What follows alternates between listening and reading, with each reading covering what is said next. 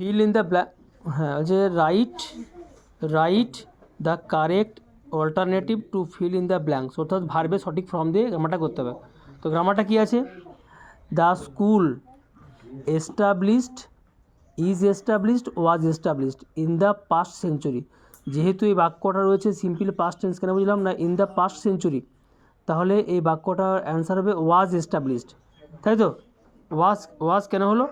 এটা simple past টেন্সের passive voice, মানেটা হচ্ছে কি স্কুলটা স্থাপিত হয়েছিল গত শতাব্দীতে।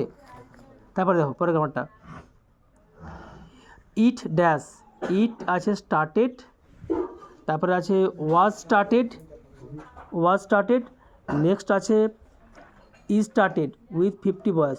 তাহলে এই স্কুলটি শুরু হয়েছিল 50টি বালক নিয়ে। তো এটা কী হবে? স্টার্টেড হতে পারে না, তাহলে কী হবে? ইট ওয়াজ স্টার্টেড। নেক্সট কী আছে?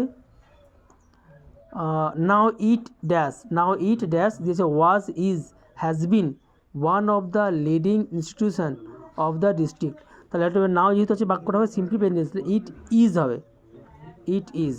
তো এভাবেই সলভ করলাম, আবার দেখাচ্ছি খাতাতে করে। তাহলে এটা প্রথমে হলো কি, দ্য স্কুল ওয়াজ স্টার্টেড, দাগ দিলাম ওয়াজ স্টার্টেড। নেক্সট হবে ইন দ্য পাস্ট সেঞ্চুরি, আচ্ছা ইট, এটা হবে ইজ কেন ইট হলো না? নো ইট এটা হবে নাও আছে যেহেতু, তাহলে ইজ হবে। নাও ইট দিয়ে হবে ইজ,